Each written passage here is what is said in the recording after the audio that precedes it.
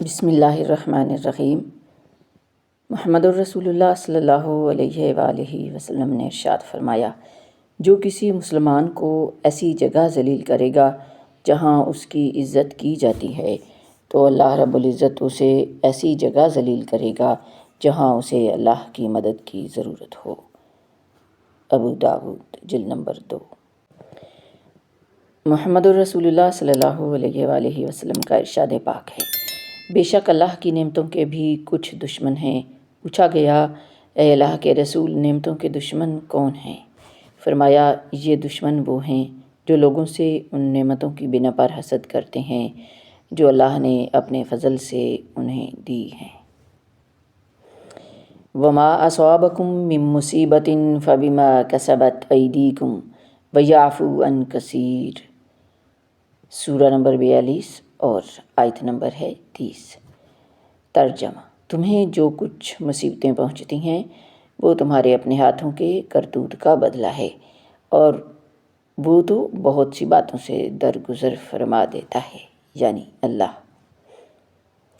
یہ لوگوں کو ہنسانے والے جب اللہ سے باتیں کرتے ہیں تو رو پڑتے ہیں۔ جرمن کہاوت ہے، اگر گیدڑ بار بار تمہاری مرغیاں چرا لے تو قصور گیدڑ کا نہیں بلکہ تمہارے پالتو کتے کا ہے۔ اگر مرغیاں بچانی ہیں تو اپنا کتا بدل لو۔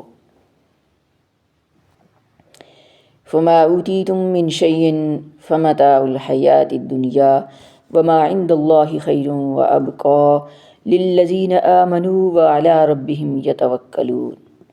ترجمہ، غرض تمہیں جو کوئی چیز دی گئی ہے وہ دنیاوی زندگی کی پونجی ہے، اور جو کچھ اللہ کے پاس ہے وہ ان لوگوں کے لیے کہیں بہتر اور پائیدار ہے جو ایمان لائے ہیں اور اپنے پروردگار پر بھروسہ کرتے ہیں۔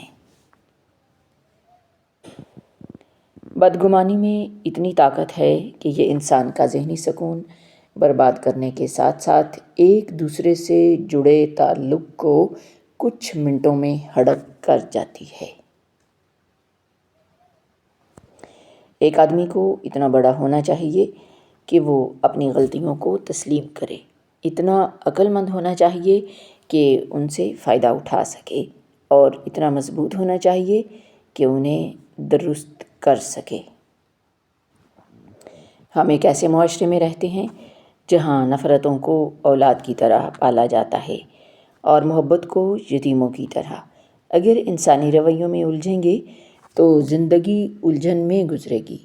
بس عیب اور غیب کے جاننے والے رب کریم کے ساتھ اپنے معاملات سلجھائے رکھیں، الجھنیں اور مسائل دور ہو جائیں گے انشاءاللہ۔ ایک دن آپ پیچھے مڑ کر دیکھیں گے اور محسوس کریں گے کہ آپ بالکل غیر ضروری چیزوں کے لیے حد سے زیادہ پریشان ہوتے رہے ہیں۔ زندگی میں ایک غلط فہمی کبھی نہیں ہونی چاہیے کہ جن کو آپ کی عادت ہو جائے وہ آپ سے دور نہیں جا سکتے۔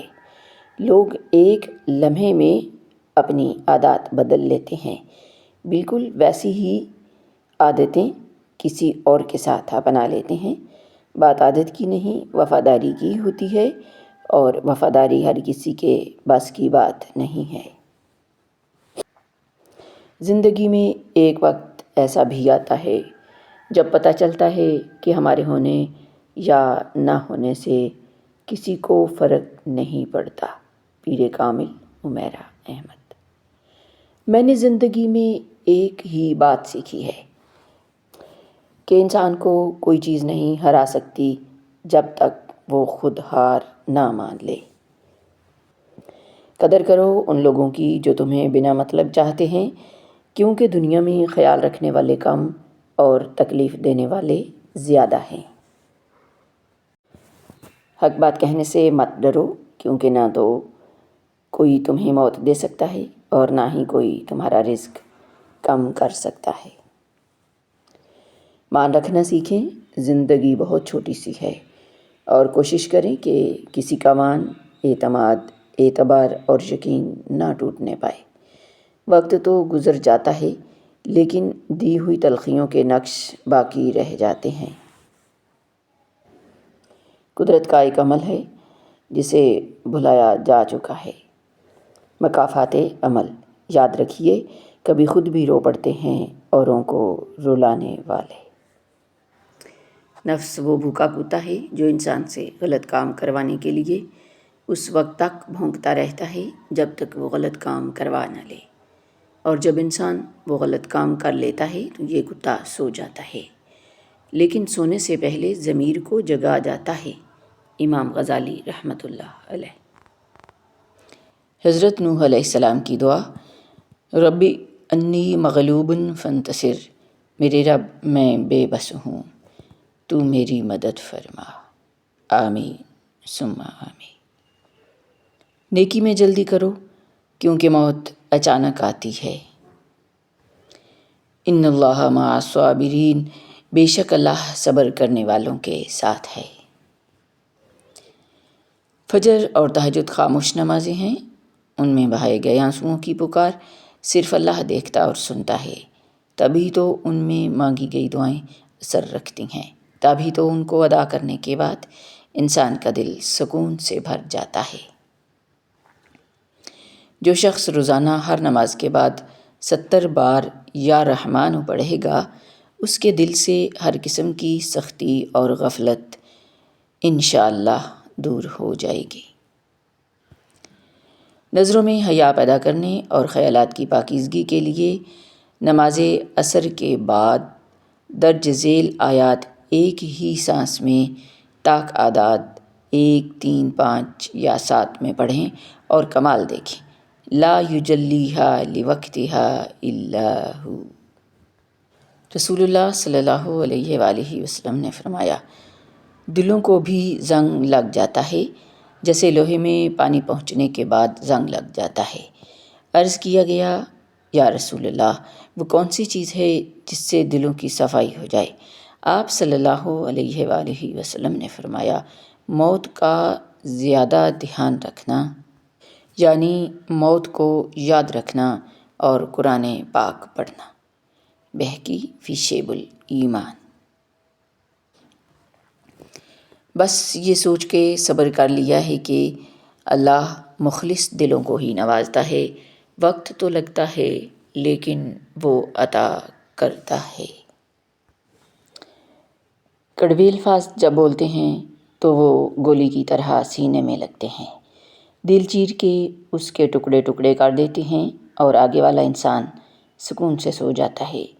کسی کو دکھ دے کے اور وہ ٹوٹا ہوا انسان بنا کچھ جواب دیے خاموش ہو جاتا ہے، اور اگر وہ تہجد میں رو دے، اللہ کے سامنے اپنے آنسو گرائے، تو اس انسان کو ڈرنا چاہیے، کیونکہ ایک بار آہ لگ جائے پھر انسان کبھی نہیں سدھرتا۔ اس ذات سے کبھی مایوس مت ہونا جو کہتا ہے میں وہاں سے دروازے کھولوں گا جہاں تم اپنی ساری امیدیں ہار چکے ہوگے۔ اللہ تعالیٰ قرآن پاک میں فرماتے ہیں، ما ودعک ربک وما قلی، نہ تو تیرے رب نے تجھے چھوڑا ہے اور نہ ہی وہ تجھ سے ناراض ہوا ہے۔ رسول اللہ صلی اللہ علیہ وآلہ وسلم کا فرمان ہے، اللہ تعالیٰ کے ذکر کے سوا زیادہ گفتگو نہ کرو، کیونکہ اللہ تعالیٰ کے ذکر کے بغیر زیادہ کلام کرنا دل کی سختی کا باعث ہے، اور سخت دل آدمی اللہ تعالیٰ سے بہت دور ہوتا ہے۔ ترمذی۔ رسول اللہ صلی اللہ علیہ وآلہ وسلم نے ارشاد فرمایا، جو شخص کسی زمین میں سے ایک بالشت کے برابر ناجائز قبضہ کرتا ہے، قیامت کے دن اسے زمین کی 7 تہوں کا طوق پہنایا جائے گا۔ روایت کیا ہے صحیح مسلم نے۔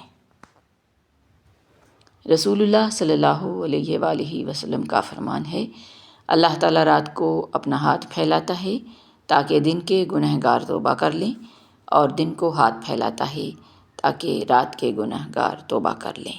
یہ سلسلہ قیامت کے قریب مغرب سے سورج طلوع ہونے تک جاری رہے گا۔ روایت کیا ہے مسلم شریف نے۔ نماز انسان کے لیے زندگی کا آسان راستہ ہے۔ رسول اللہ صلی اللہ علیہ وآلہ وسلم نے فرمایا، اگر کوئی شخص جھوٹ بولنا اور دغا بازی کرنا روزے رکھ کر بھی نہ چھوڑے تو اللہ رب العزت کو اس کی کوئی ضرورت نہیں کہ وہ اپنا کھانا پینا چھوڑ دے۔ صحیح بخاری۔